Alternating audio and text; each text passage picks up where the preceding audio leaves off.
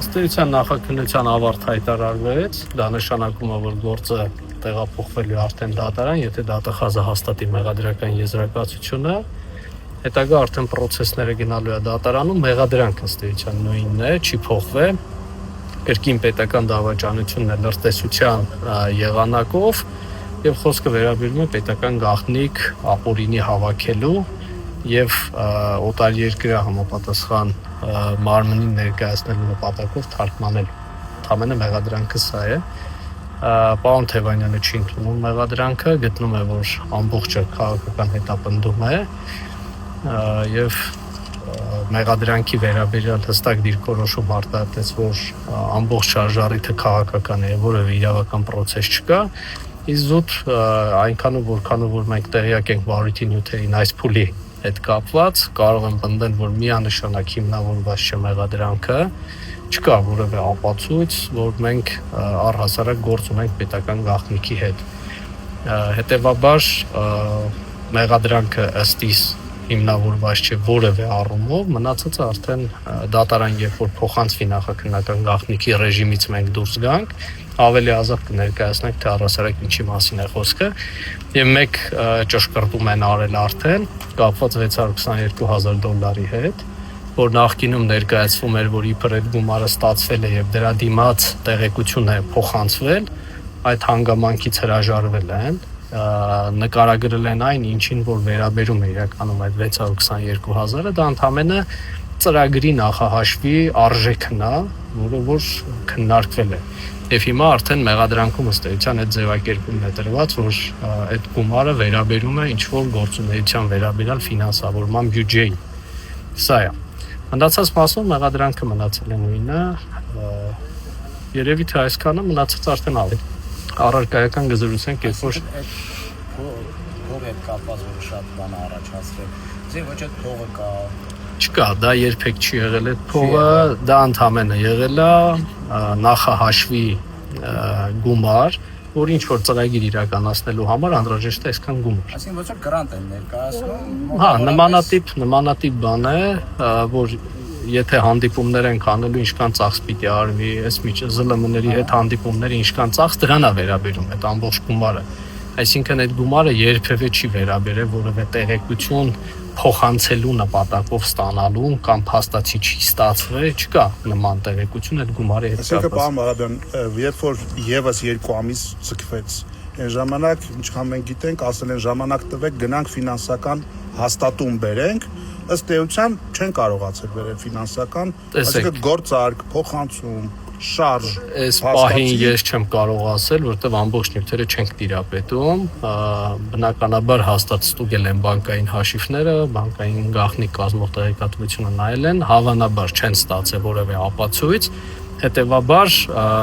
եկել են այդ եզրահանգման, բայց ի սկզբանե էլ պարզ էր, որ այդ $622,000 վերաբերում են ընդամենը ինչ-որ ծրագրերի իրականացման նախահաշվին։ Այսինքն դա երբեք չի եղել։ Կոպիտացիան չկա, էլի կոպիտացիան։ Կարելի է պնդել, որ այն որ երկրորդ անգամ եկան 2 ամիս ուզեցին, դրանից հետո մինչ օրս նյութերի ծավալի մեջ որևիցե նոր նյութ նախաքննական մարմինը չի բերել։ Ես հիմա չեմ կարող ասել, որովհետև չեմ կարդացել նյութերը։ Հարց կարելի է, ես ուրեմն այդ 622,000 գումարին, որը ըստ էության ծրագրի առաջարկ է եղել։ Այդ ծրագրի նկարագրությունն է եղել, որը հրապարակային գործունեություն է ենթադրել, կոնֆերանսներ, հանդիպումներ, քննարկումներ, ճիշտ է, հրապարակային գործունեություն։ Եկեք բովանդակային չասեմ, ընդամենը ասում եմ ինչի հետ կապված, որովհետև մնացածը կրկնում եմ։ Հիմա էլ ավարտված նախաքննությունը մեծ հաշվով այնպես չի որ, բայց եկեք երաշխավորենք, թող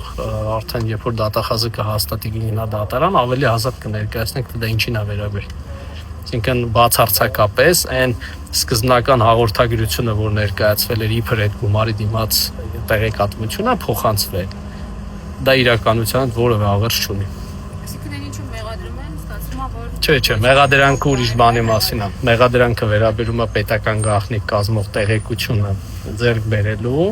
եւ փոխանցելու նպատակով թարգմանելու, սրան է վերաբերում։ Իսկ այդ գումարը սկզբից նշվում էր, որ իբր այդ փողի դիմաց պետական գաղտնիք, հետո փոխվեց։ Իսկ երկիրը նշվում է, պարոն Մարադյան։ որ երկրի հետ է կապված այս ամբողջը։ Եկեք այդ առարկայական արդեն երբ որ գործը դատարան կմտնի, մանրամասն կներկայացնենք, թե ինչին է վերաբերում գործը առհասարակ։ Եվ եթե կարողանանք դատարանում դռնբաց լսումներ անել, դուք ինքներդ ներկայ գտնվեք եւ կտեսնեք, թե այդ գործը ինչին է վերաբերում առհասարակ։ Մի հարց էլ Ինչով է պայմանավորված, որ հենց այս պահին եւ Անդրանիկ եւ Արեգնազի գործերը ուղարկեցին դատարան։ Իրավական process է, այլևս ապացույց չէին կարող հավաքել, սպառվել էր, հետեւաբար գործը պիտի լուծում ստանար։ Դրա համար ուղարկում են դատարան, այստեղ այլ բան չկա, էլ։ մի հարց, եթե խոսքը գնում է ինչ-որ պետական գաղտնիքի մասին, մենք չենք ասում ինչ գաղտնիք է։ Պետական գաղտնիքի մասին կա օրենք, չէ, գաղտնի, խիստ գաղտնի, որը շտամպով խփվում է եւ այլն։ Այսինքն այդ գործի մեջ նման պետական գաղտնիք շտամպով վերվել է, որ ասել, ահա, տեսեք, այս պետական գաղտնիք էս մարդիկ Եկեք դրա մասին հետո կքննարկենք։ Ես կրկնում եմ, պետական գաղտնիքի հետ մենք գործ չունենք, անկախ նրանից, որ նման պնդում է արվում մեղադրանքով։ Բայց պետական գաղտնիքը, ինչպես անցած անգամ եմ ասել, ինքը խիստ ձևական, իրավական հասկացություն է։ Դա ենթադրում է պետք է լինի գաղտնագրում, պետք է լինի պետական գաղտնիքի շարքին դասակարգելու որոշում, պիտի ռեժիմ տրված լինի, գաղտնի, հույժ գաղտնի կամ հատուկ կարևորության տեղեկատվություն եւ այլն։ Ամենայն դեպս մենք ինչքանով որ ծանոթ ենք այս պահի դրությամբ նման ապացույցներ չկան, իսկ թե հետո ձեռք են վերվել, դա չգիտեմ։ Անդրանիկը պնդում էր, որ նիստերը բաց անել կա, հնարավորություն որ դատական նիստերը։ Տեսեք, առհասարակ օրենքով բոլոր նիստերը դռնբաց են, եթե որոշում չի կայացվում դռնփակ ասնելու, դա կարող է լինել անձնական կյանքի վերաբերյալ պետական գաղտնիք եւ այլն։ Հիմա քանի որ այն ինչի հետ որ մենք առնչվում ենք պետական գաղտնիք ասված է ենթադրում է մեկ փաստաթուղթ, դրա հետազոտումը կարող է իրականացվել դռնփակ, մնացածը դռնբաց, բայց պետք է գործը մտնի դատարան, հասկանանք դատարանը ինչ որոշում կկայացնի։ Բայց մեր պնդումը նա է, որ դռնբաց լինի, որպեսզի պարզ լինի, թե ինչ գործի մասին է խոսքը։ Այսքանը եկեք սահմանափակ